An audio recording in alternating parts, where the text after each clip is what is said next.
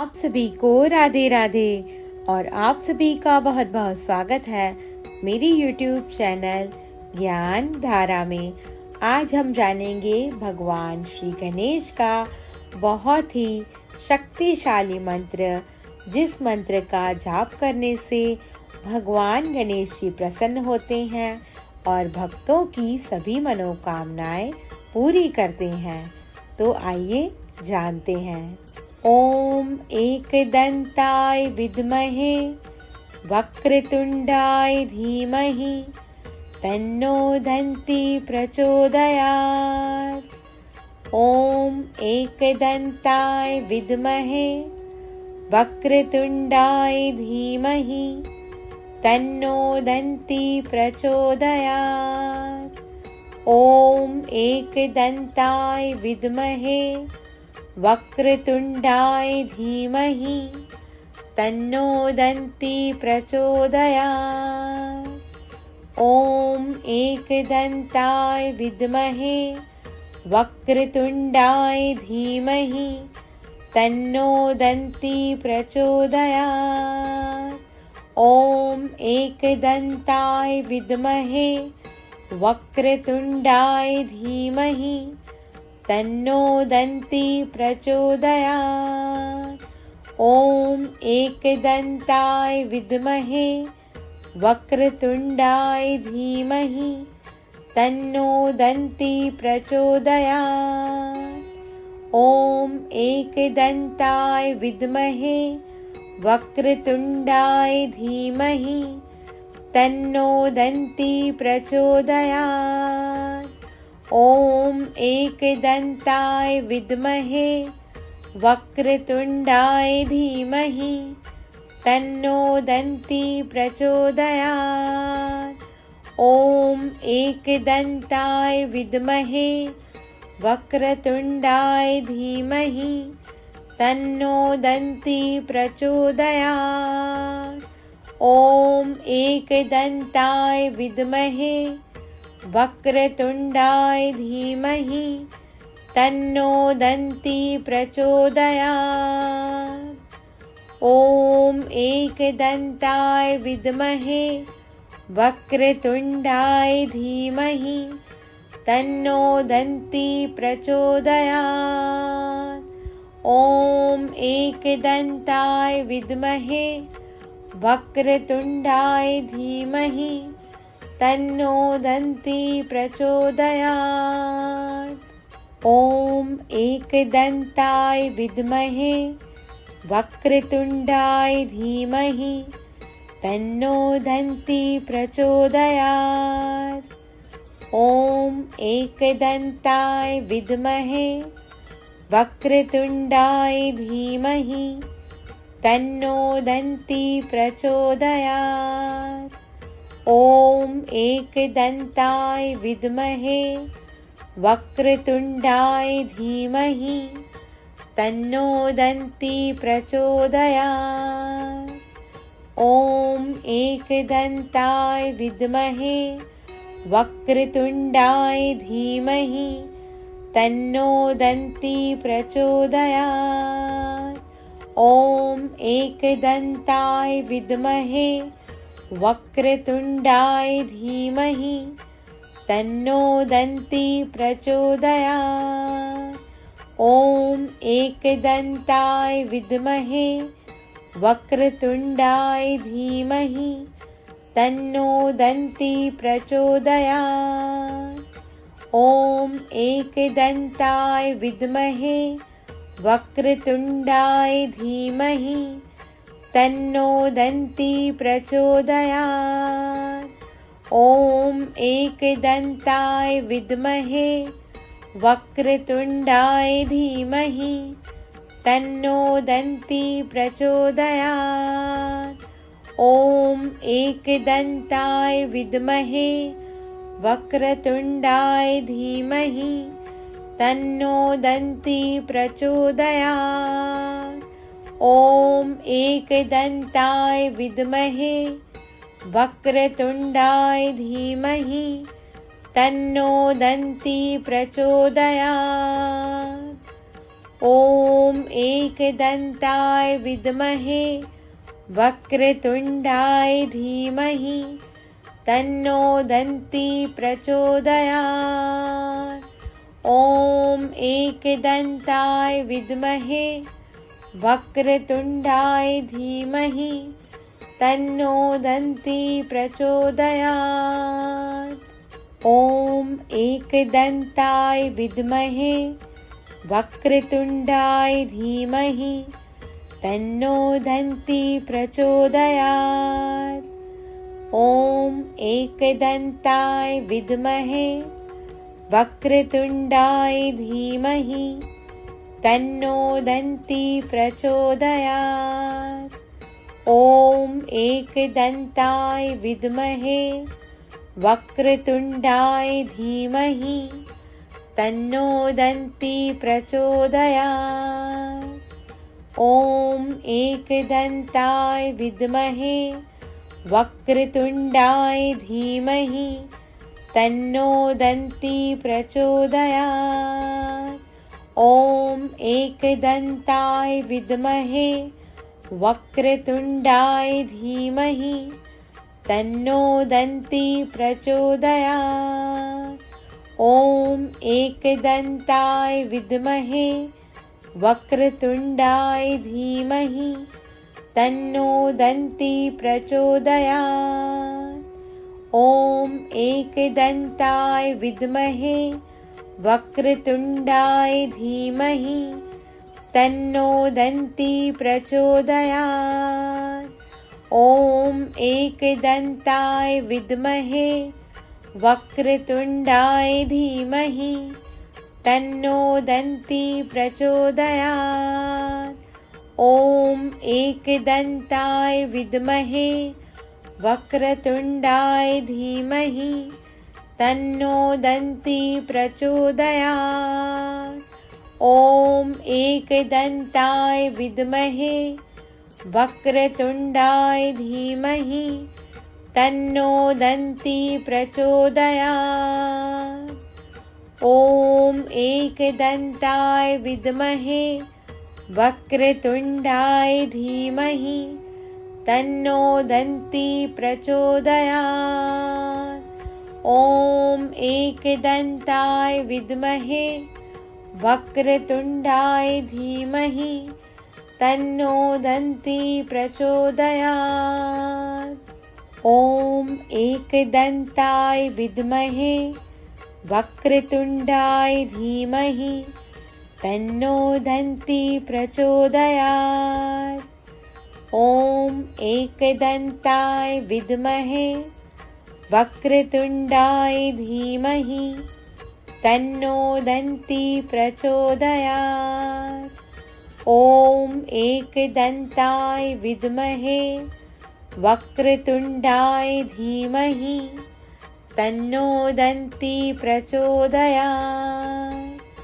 ॐ एकदन्ताय विद्महे वक्रतुण्डाय धीमहि तन्नो दन्ती प्रचोदयात्। ॐ एकदन्ताय विद्महे वक्रतुण्डाय धीमहि तन्नो दन्ती प्रचोदयात्। ॐ एकदन्ताय विद्महे वक्रतुण्डाय धीमहि तन्नो दन्ती प्रचोदयात्। ॐ एकदन्ताय विद्महे वक्रतुण्डाय धीमहि तन्नो दन्ती प्रचोदयात्। ॐ एकदन्ताय विद्महे वक्रतुण्डाय धीमहि तन्नो दन्ती प्रचोदयात्। ॐ एकदन्ताय विद्महे वक्रतुण्डाय धीमहि तन्नो दन्ती प्रचोदयात्। ॐ एकदन्ताय विद्महे वक्रतुण्डाय धीमहि तन्नो दन्ती प्रचोदयात्। ॐ एकदन्ताय विद्महे वक्रतुण्डाय धीमहि तन्नो दन्ती प्रचोदयात्। ॐ एकदन्ताय विद्महे वक्रतुण्डाय धीमहि तन्नो दन्ती प्रचोदयात्। ॐ एकदन्ताय विद्महे वक्रतुण्डाय धीमहि तन्नो दन्ती प्रचोदयात्। ॐ एकदन्ताय विद्महे वक्रतुण्डाय धीमहि तन्नो दन्ती प्रचोदयात्। ॐ एकदन्ताय विद्महे वक्रतुण्डाय धीमहि तन्नो दन्ती प्रचोदयात्। ॐ एकदन्ताय विद्महे वक्रतुण्डाय धीमहि तन्नो दन्ती प्रचोदयात्। ॐ एकदन्ताय विद्महे वक्रतुण्डाय धीमहि तन्नो दन्ती प्रचोदयात्। ॐ एकदन्ताय विद्महे वक्रतुण्डाय धीमहि तन्नो दन्ती प्रचोदयात्। ॐ एकदन्ताय विद्महे वक्रतुण्डाय धीमहि तन्नो दन्ती प्रचोदयात्। ॐ एकदन्ताय विद्महे वक्रतुण्डाय धीमहि तन्नो दन्ती प्रचोदयात्। ॐ एकदन्ताय विद्महे वक्रतुण्डाय धीमहि तन्नो दन्ती प्रचोदयात्। ॐ एकदन्ताय विद्महे वक्रतुण्डाय धीमहि तन्नो दन्ती प्रचोदयात्। ॐ एकदन्ताय विद्महे वक्रतुण्डाय धीमहि तन्नो दन्ती प्रचोदयात्। ॐ एकदन्ताय विद्महे वक्रतुण्डाय धीमहि तन्नो दन्ती प्रचोदयात्। ॐ एकदन्ताय विद्महे वक्रतुण्डाय धीमहि तन्नो दन्ती प्रचोदयात्। ॐ एकदन्ताय विद्महे वक्रतुण्डाय धीमहि तन्नो दन्ती प्रचोदयात्। ॐ एकदन्ताय विद्महे वक्रतुण्डाय धीमहि तन्नो दन्ती प्रचोदयात्। ॐ एकदन्ताय विद्महे वक्रतुण्डाय धीमहि तन्नो दन्ती प्रचोदयात्। ॐ एकदन्ताय विद्महे वक्रतुण्डाय धीमहि तन्नो दन्ती प्रचोदयात्। ॐ एकदन्ताय विद्महे वक्रतुण्डाय धीमहि तन्नो दन्ती प्रचोदयात्। ॐ एकदन्ताय विद्महे वक्रतुण्डाय धीमहि तन्नो दन्ती प्रचोदयात्। ॐ एकदन्ताय विद्महे वक्रतुण्डाय धीमहि तन्नो दन्ती प्रचोदयात्। ॐ एकदन्ताय विद्महे वक्रतुण्डाय धीमहि तन्नो दन्ती प्रचोदयात्। ॐ एकदन्ताय विद्महे वक्रतुण्डाय धीमहि तन्नो दन्ती प्रचोदयात्। ॐ एकदन्ताय विद्महे वक्रतुण्डाय धीमहि तन्नो दन्ती प्रचोदयात्। ॐ एकदन्ताय विद्महे वक्रतुण्डाय धीमहि तन्नो दन्ती प्रचोदयात्। ॐ एकदन्ताय विद्महे वक्रतुण्डाय धीमहि तन्नो दन्ती प्रचोदयात्। ॐ एकदन्ताय विद्महे वक्रतुण्डाय धीमहि तन्नो दन्ती प्रचोदयात्। ॐ एकदन्ताय विद्महे वक्रतुण्डाय धीमहि तन्नो दन्ती प्रचोदयात्। ॐ एकदन्ताय विद्महे वक्रतुण्डाय धीमहि तन्नो दन्ती प्रचोदयात्। ॐ एकदन्ताय विद्महे वक्रतुण्डाय धीमहि तन्नो दन्ती प्रचोदयात्। ॐ एकदन्ताय विद्महे वक्रतुण्डाय धीमहि तन्नो दन्ती प्रचोदयात्। ॐ एकदन्ताय विद्महे वक्रतुण्डाय धीमहि तन्नो दन्ती प्रचोदयात्। ॐ एकदन्ताय विद्महे वक्रतुण्डाय धीमहि तन्नो दन्ती प्रचोदयात्।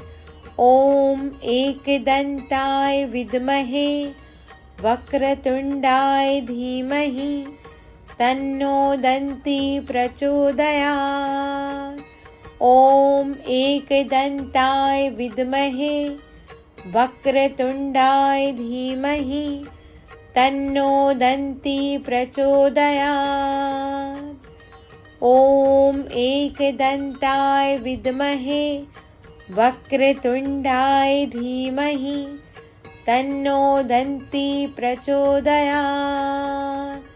ॐ एकदन्ताय विद्महे वक्रतुण्डाय धीमहि तन्नो दन्ती प्रचोदयात्।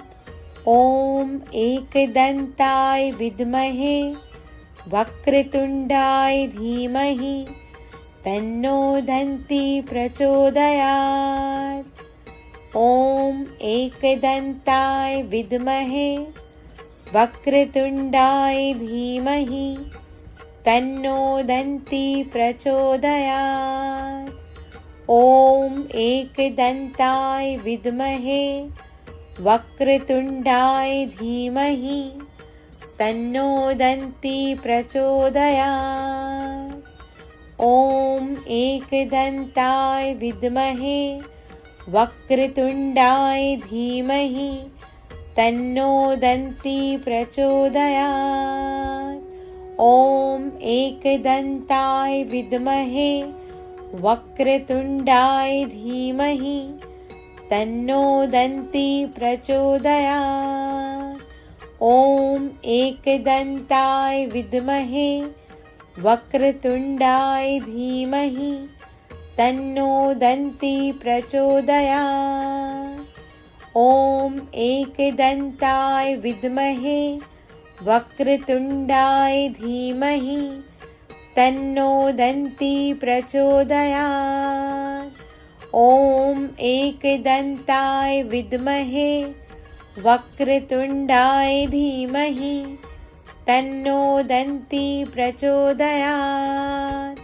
ॐ एकदन्ताय विद्महे वक्रतुण्डाय धीमहि तन्नो दन्ती प्रचोदयात्।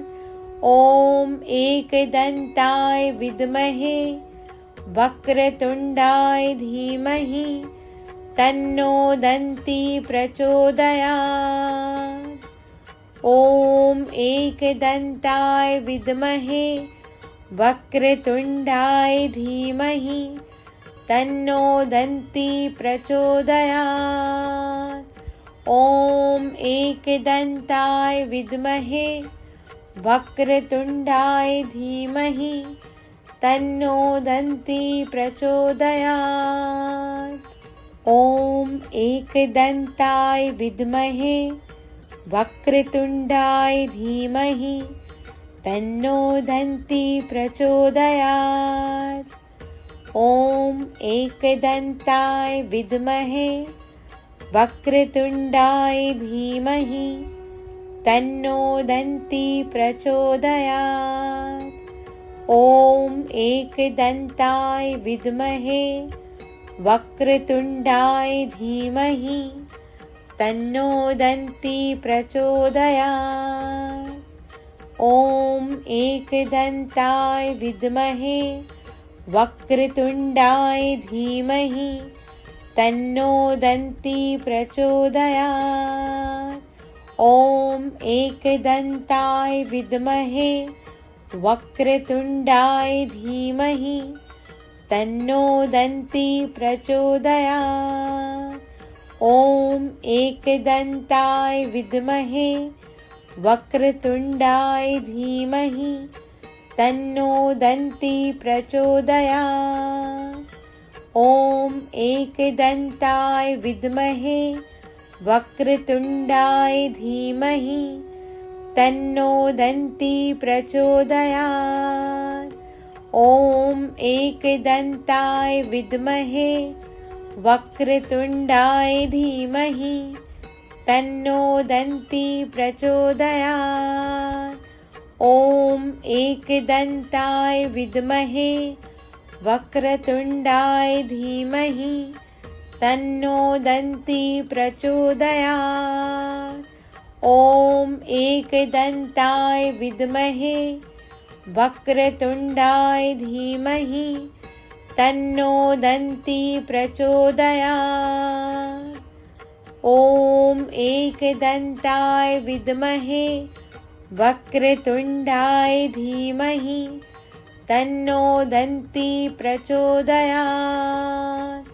ॐ एकदन्ताय विद्महे वक्रतुण्डाय धीमहि तन्नो दन्ती प्रचोदयात्।